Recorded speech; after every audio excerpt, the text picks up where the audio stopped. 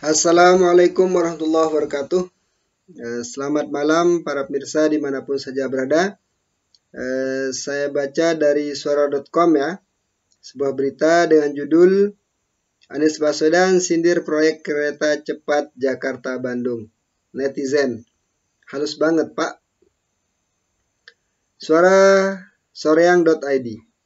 Dalam cuitan terbarunya di Twitter, Anies Baswedan diduga menyindir proyek kereta cepat Jakarta-Bandung dengan mengunggah foto berada di dalam gerbong KA Argo Parahyangan. Postingannya ini sontak menuai beragam reaksi dari netizen, mulai dari yang mendukung sindirannya hingga yang menyindir balik cuitan Anies. Dalam cuitannya tersebut, Anies tampak sedang membaca buku di dalam gerbong kelas eksekutif.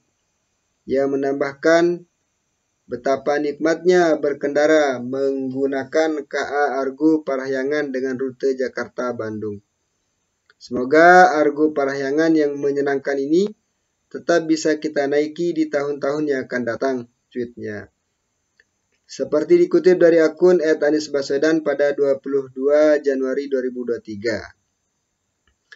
Cuitan Anies ini diduga berkaitan dengan isu pemerintah yang akan menghapuskan rute KA Argo Parahyangan ketika kereta cepat Jakarta-Bandung telah rampung nanti. Isu ini jelas menjadi salah satu perhatian utama masyarakat sebab tampaknya tidak semua masyarakat setuju dengan penghapusan KA Argo Parahyangan untuk menunjang penumpang kereta cepat Jakarta-Bandung. Pasalnya, harga tiket kereta cepat dinilai jauh lebih mahal dibandingkan dengan kereta api biasa. Meskipun waktu tempuh jauh lebih singkat. Lokasi stasiun kereta cepat yang bukan berada di pusat kota Bandung menjadi nilai minus dari transportasi tersebut. Lantas tak heran bila banyak netizen yang kemudian mendukung cuitan Anies Baswedan ini. Meskipun tidak sedikit juga netizen atau netizen bazar yang menyerang kembali cuitannya. Kita miliki doa dan harapan yang sama dengan Mas Anies. Artinya jangan sampai hanya karena KA cepat Jakarta pada larang, tidak boleh rugi, infonya KA Parahyangan akan ditutup, komentar seorang netizen. Kereta cepat Halim pada larang, Argo Parahyangan, Gambir Bandung. Kalau bisa keduanya berjalan beriringan, kenapa yang satu harus dimatikan? Komentar seorang netizen. Baru sadar gak tahu ini terencana atau spontan, tapi kalaupun terencana, perencanaan komunikasi politik ianya keren. Perencanaan komunikasi politiknya keren. Keren banget sih, halus buat kritik proyek KCIC. Komentar seorang netizen. Ya. Ini khas Anies Baswedan ya. Beliau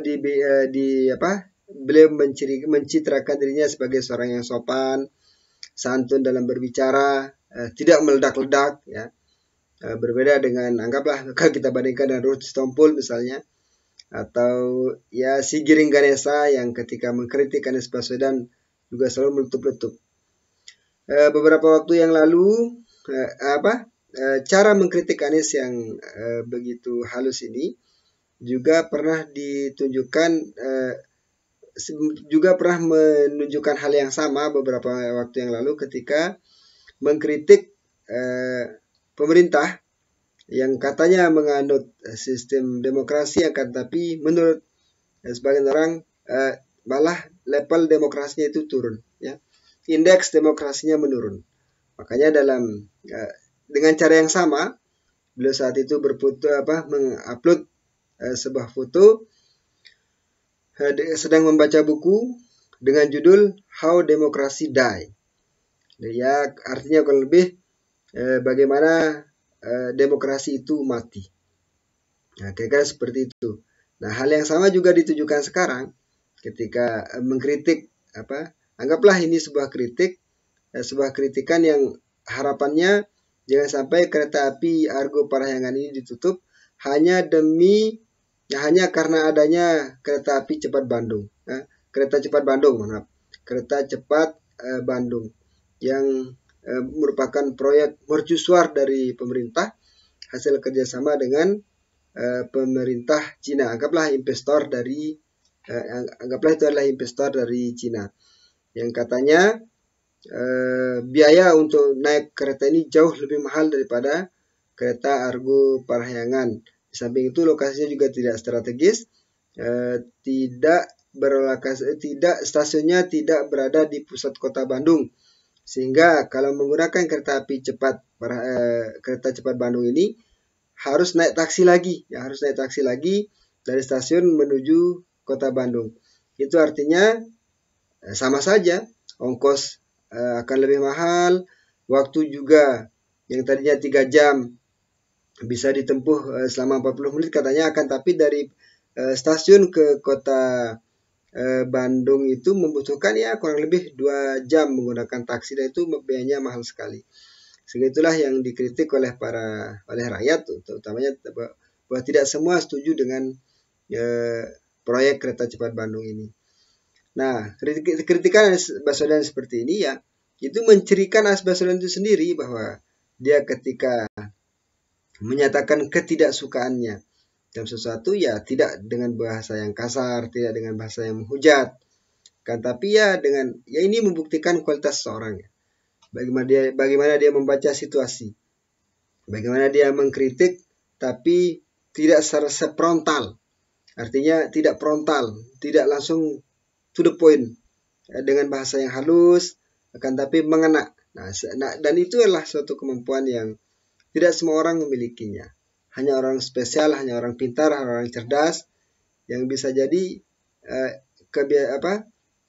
kemampuan-kemampuan seperti ini dimiliki oleh mereka. Maka dari itu, ya, dan saya yakin dalam beberapa waktu yang akan datang akan banyak kritikan-kritikan yang akan disampaikan oleh Anies Baswedan untuk membuktikan bahwa dirinya merupakan antitesa dari Presiden Joko Widodo. Dan bagaimana, menarik untuk kita tunggu kira-kira dalam waktu dekat ini isu apa yang akan diangkat oleh Anies Baswedan untuk bisa jadi untuk menaikkan elektabilitasnya, untuk menaikkan popularitasnya. Karena Anies Baswedan bukanlah penerus Jokowi, ya. Anies Baswedan dicitrakan bukan sebagai penerus Jokowi. Siapa penerus Jokowi? Ya, itu disematkan kepada Prabowo, disebutkan kepada Ganjar Pranowo misalnya. Yang bagus, saya pikir komunikasi politik seperti ini itu tidak membuat gaduh, ya, tidak membuat gaduh. Tidak seperti Ruhut misalnya, yang langsung menyebut Indonesia hancur kalau akan dipimpin oleh Anies Baswedan. Kalau Giring Ganesa mengatakan jangan pilih Anies Baswedan, jangan pilih penista agama, ya kira-kira jangan pilih tokoh yang lahir dari rahimnya penista agama, ya kira-kira seperti itu kritiknya. Artinya ceplos-ceplos sajalah menyampaikan apa adanya.